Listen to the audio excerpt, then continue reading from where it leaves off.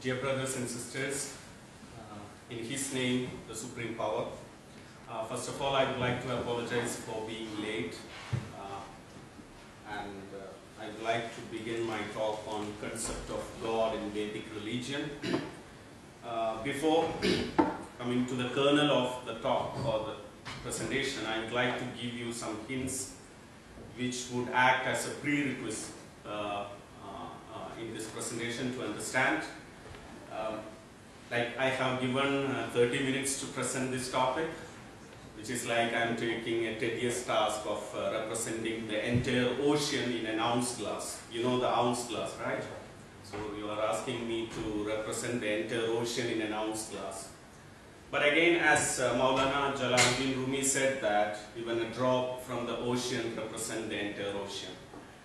So I will try my level best to make this presentation more productive and useful for you guys to understand, at least to have a basic idea about the concept of God in Vedic religion. First of all, I would like to remind you that about the studies which is existing on Vedic religion so far in religious scholarship or historic scholarship or humanities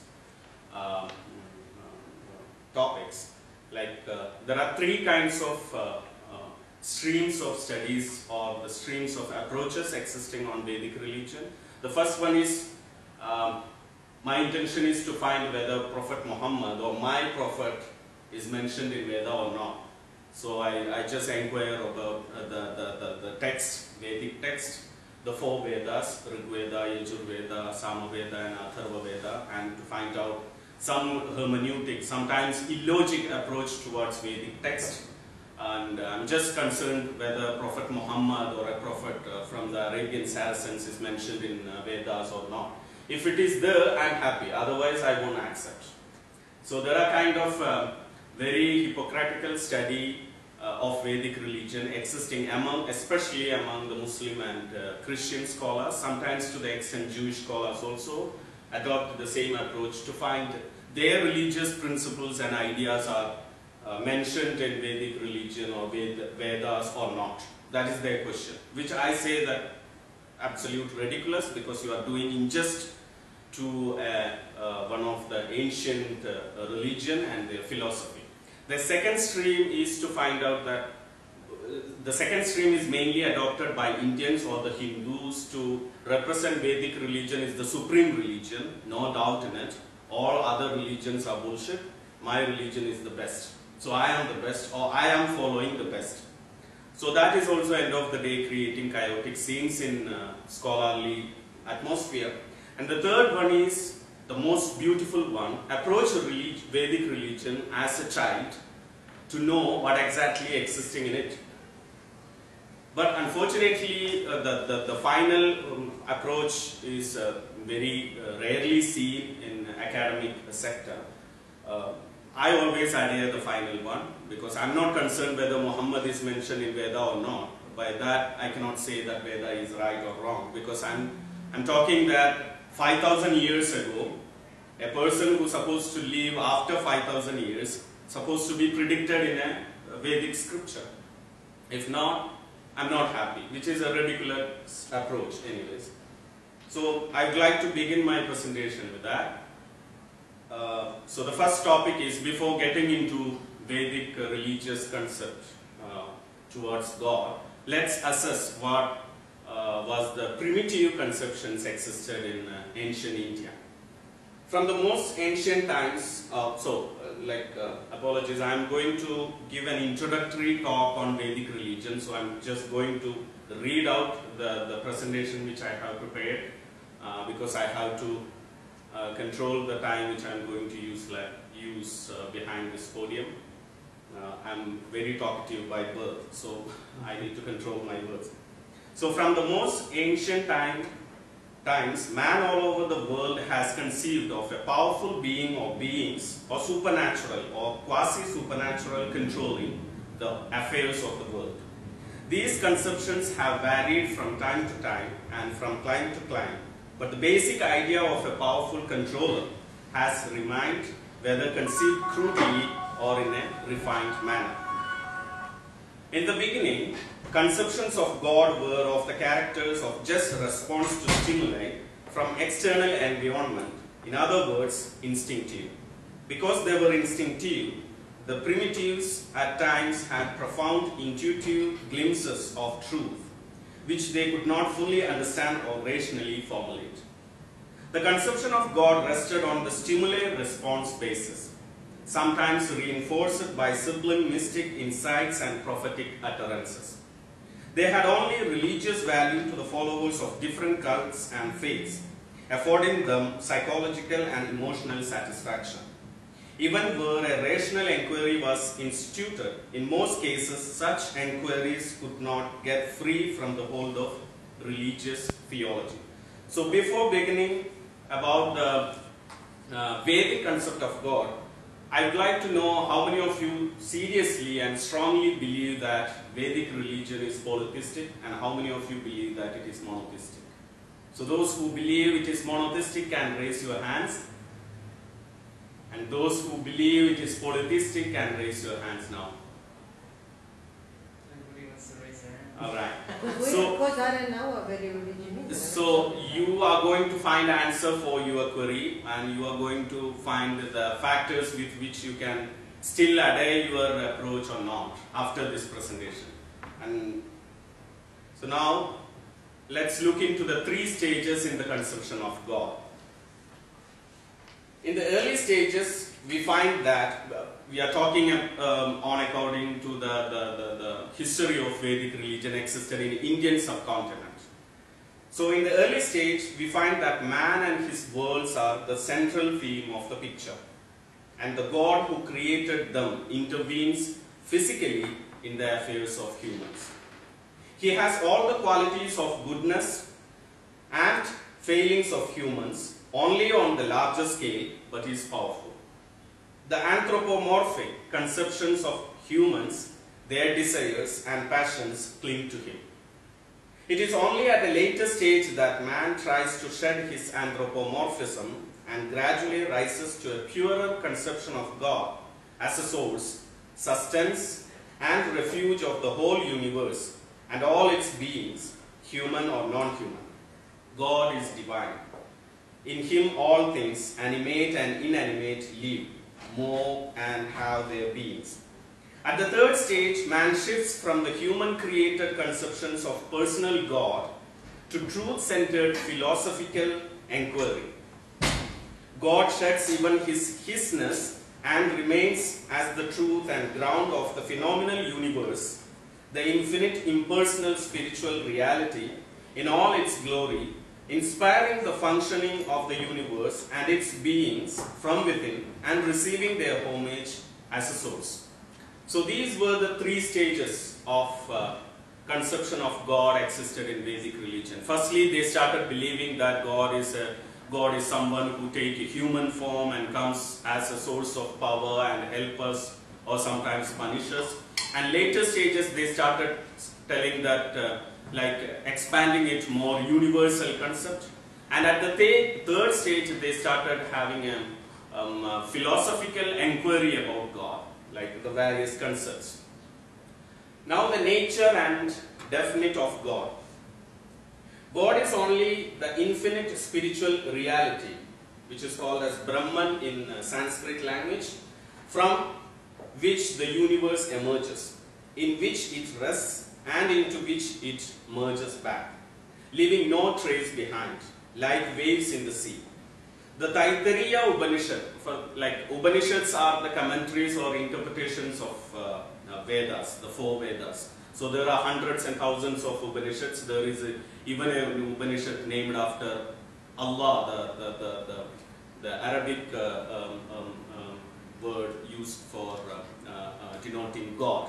So it is called Allah Upanishad, which was released during the Mughal Emperor Akbar, who was adopting a kind of perennial approach towards religion and finding out the merging between the socio-cultural aspects of both Hinduism and Islam. So he commissioned some Vedic scholars to write an interpretation of Veda which would like a monotheistic approach towards Vedas. So that Upanishad is known to be as Allo Upanishad. And there is another Upanishad named after Jesus Christ, which is known as Isa Upanishad. So there are hundreds and thousands of Upanishads, which are just a commentary or an interpretation of the existing Veda. So Taittiriya is one of the Upanishads in which it says that using the first syllables of the word Tasmin Jayate Liyate Aniti, which means that in which the universe is born, in which it merges, in which it vibrates or breathes or lives. The Vedanta Sutras begin the inquiry into the nature of God or Brahman, Atato Brahma Jitnyasa, with this very definition, Janmati Asya Yata, which means that from which the origin, and so on, of this manifested universe. So the entire source of power is originated from that. So they just opened the research area. They didn't conclude it, they were just saying that. So now the people who succeeded after those scholars started inquiring about who is that, what is that.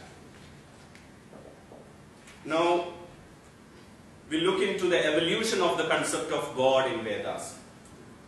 We shall now try to trace the evolution of the concept of God in Vedanta from the early Vedic times. So there is a difference between Veda and Vedanta. Vedanta means, Anta means the end in Sanskrit. Vedanta means it is the end of Vedas. Like when, you are trying to put the entire Veda into a nutshell. So defining it in a scholarly way or an intellectual or academic way. So that is called as Vedanta. Veda means there are only 4 Vedas, which are Rig Veda, Yajur Veda, Sama Veda and Atharva Veda. So Vedanta is a period of scholarly interaction with Vedas or the concepts addressed in Vedas. So by this we do not mean any, so when we are doing the evolution of the concept of God in Vedas, by this we do not mean any chronological development of the conception, but only logical and psychological, since the various conceptions overlap from the earliest period from time to time. So it is an ongoing process. Even still now, the scholars, the Hindu scholars or the Vedic scholars are interacting or interpreting the Vedic concepts. So the Vedanta period is still going on. So that interpretation is still going on. Just as in modern times too, various conceptions of God exist side by side. Even at that time, they existed side by side. In historical times too, among Vedantic systems, the subtle philosophy of Advaita, non-dualism, came first to prominence, next Vishishta Advaita, qualified non-dualism, and then Dvaita, dualism, to spread it among the common people. It is also said that Krishna Dvaiparayana Vyasa collected and rearranged the Vedic hymns, Samhitas, in ancient times and classified them into present 4 Vedas to serve different purposes. So Adi Shankaracharya, the one who is pictured in this slide, is the person who introduced the concept called Advaita. Adi Shankaracharya, he is born very close to my village back in India, in South India, maybe 50 years after the death of Prophet Muhammad.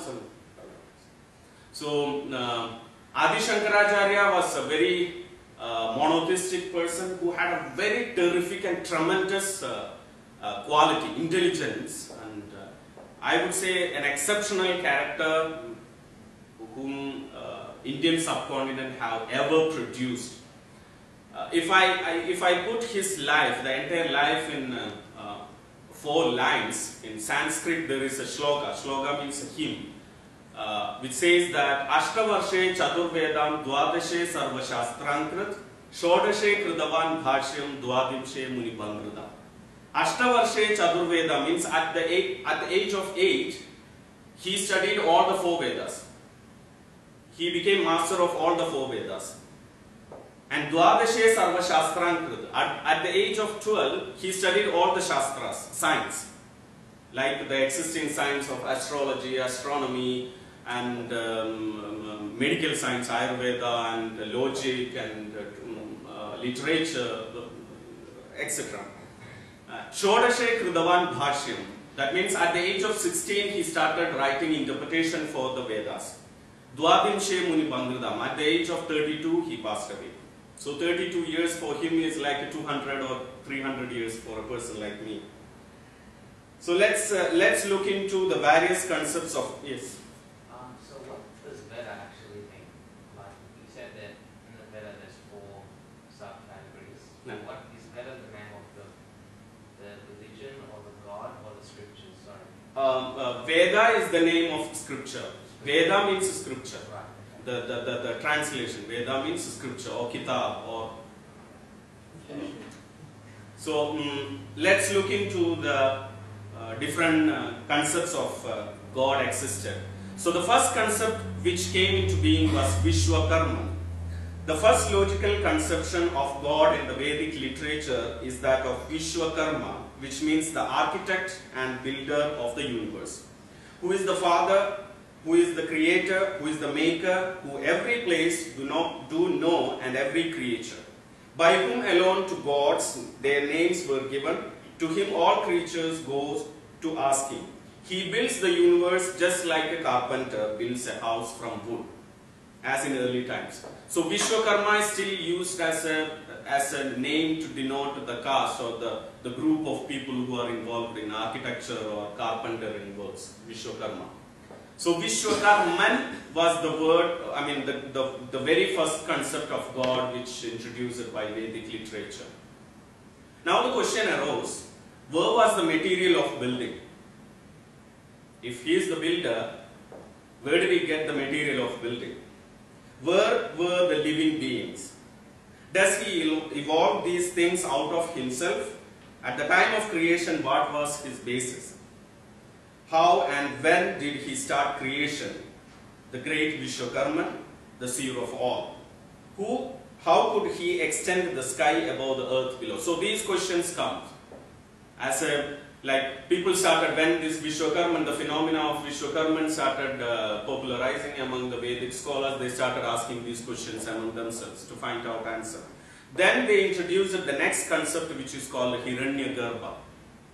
The inquiry was made and we come across the next conception of God as the Hiranyagarbha. He who has the luminous germ of the universe. Hiranya means gold and Garbha means the womb or fetus. And the cosmic intelligence has the germ of the universe within himself. This could be compared to the hen having an egg within itself, created out of its own body. This cosmic germ or egg, this egg is called as Ananda, comes out of Hiranyagarbha. Okay? Evolves and manifests as the universe with all its beings. Hiranyagarbha is also known as Brahma, the creator, and the universe is his cosmic egg, called the Brahmananda. Now the question is, but like the hen and its egg, which develops into chicken do the two? Hiranyagarbha and the universe exist separately? Then where do they exist? Or is Hiranyagarbha immanent only and is exhausted in the universe? And such other questions begin to impinge on the mind. So these questions started. Where do these Hiranyagarbha exist? Where does this, how does this chicken and the hen and the egg are related? There comes the next concept, which is called the Purusha. So the Purusha Sukta, there is a Sukta in Vedic literature which is known as Purusha Sukta. Sukta means nothing but verse, ayah, or whatever you call it as. This entire universe and its beings are only a part of a quarter of Purusha. 3/4 of the Purusha transcends all manifestations. And Purusha also means that male. Male. So, Vedic literature says that the complete male or the complete man is none but God. All the human beings existing doesn't replicate the complete manly character. That is what the Vedic argument is. So they attribute the very concept of Purusha to the God. All this, whatever exists, is Purusha only. whatever was in the past and whatever will appear in the future. That is called as Purusha Evadam Sarvam Yad Bhudam Yad Sambhavya. It is a reflection of his glory. He far excels his glory. So that is the concept of Purusha, and it is just like waves in the sea. The universe arises from the Purusha. The waves are only a small part on the surface, and the vast sea beneath is waveless and is the support and substance of the waves. The form is only a condition or a state of the sea and not a separate thing in itself apart from the sea. So when we started saying that Vishwakarma, in Vishwakarma we spoke only about the creation of universe and creation of everything. Then we started discussing how did this creation happen.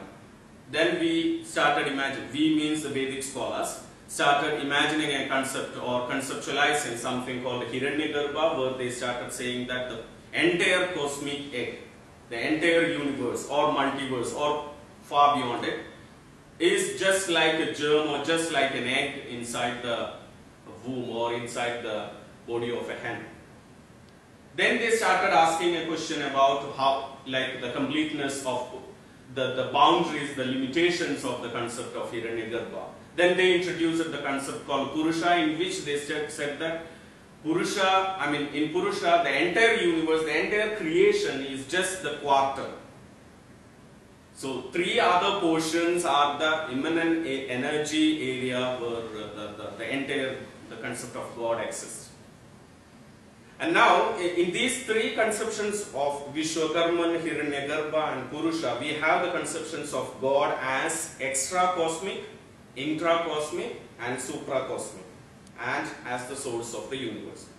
We may note that Vishwakarman is personal, Hiranyagarbha is cosmic and personal, and Purusha is supra-cosmic and personal and impersonal, which later on paves the way to the conception of the absolute impersonal Advaita.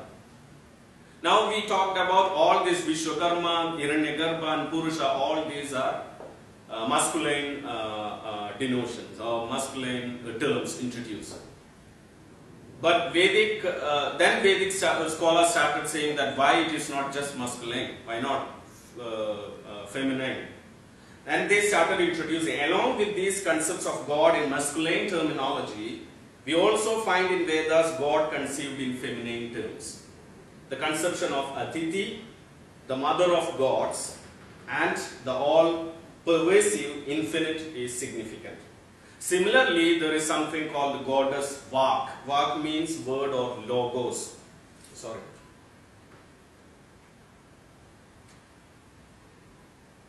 Is conceived as the all-pervading divine power which empowers all animated, all gods and beings. So they started introducing something feminine as well, Aditi, Vak. These are the major concepts, prevailing concepts existing in Vedic literature to denote the concept in a feminine terminology, like the mother, earth, the mother, or the goddess. Like they started introducing the Devis and goddess of knowledge, goddess of wealth, goddess of health, goddess of everything and anything they started representing in a feminine terms as well. Now the next concept is concept of God and gods as rulers of the universe. There comes the chief argument of this session, monotheistic or polytheistic. And they started, at the middle stage of Vedic literature, Vedic interpretation or explanation of the concept of God, they started introducing something called gods as rulers of the universe. While thus the middle stream of Vedic thought seeks the personal, impersonal God in relation to the universe on the logic base, giving him impersonal functional names, a side stream running parallel to it seeks psychological satisfaction in conceiving various personal gods, phenomenal aspect of divine power who intervene in human affairs, look after their welfare, satisfy their emotions, and control the forces of nature. These are gods like Indra, Varuna, Agni, Vayu. Indra means the god who controls the entire governing affairs of the universe. Mitra and Varuna is another god. Agni is another god, god of fire. Vayu is the god of air or atmosphere. And Surya. Surya is the god of sun. Even in this conception, their personality is vague. Often they are embodiments of the forces of nature. These gods may be like to government functionaries in governance of the universe. Now, we will see that in Abrahamic religions as well, this concept of embodiments of forces of nature exists. Could you please enlighten me with what is the terminology which we use in Abrahamic religions to denote something which is the embodiment of the forces of nature? Something similar to this Indra, Mitra, Varuna, Agni, Vayu and Surya. The angels. Exactly, right, the angels. So it is exactly the same definition or exactly the same concept but differently represented or pictured in Vedic religion. Because the concept of angels came later at the stage of human intellectual development. You know, we are talking about something which developed later at the stage of human evolution in religious scholarship. But earlier times they used to consider they as the god. Like, we still have people who believe like if you are a nomadic farmer or if you are a farmer who live far away from all the technology and all the science and all the logic, rational arguments and everything, you will tend to believe that there is a concept of God in all the natural phenomena. Like I have seen, there is one fantastic Hollywood movie called Castaway. You might have seen, all of you might have seen. In that movie, how that person correlates football, or what is that, baseball? Yeah. He started imagining, like he started assume 5 minutes? Okay. Yeah, I will finish now. Now the question is, what is the relationship between the one and the many? Where do both these aspects, like what is the relationship between the God and the gods? And what is their relationship with the in between, and is it not experiencer the center core of these problems?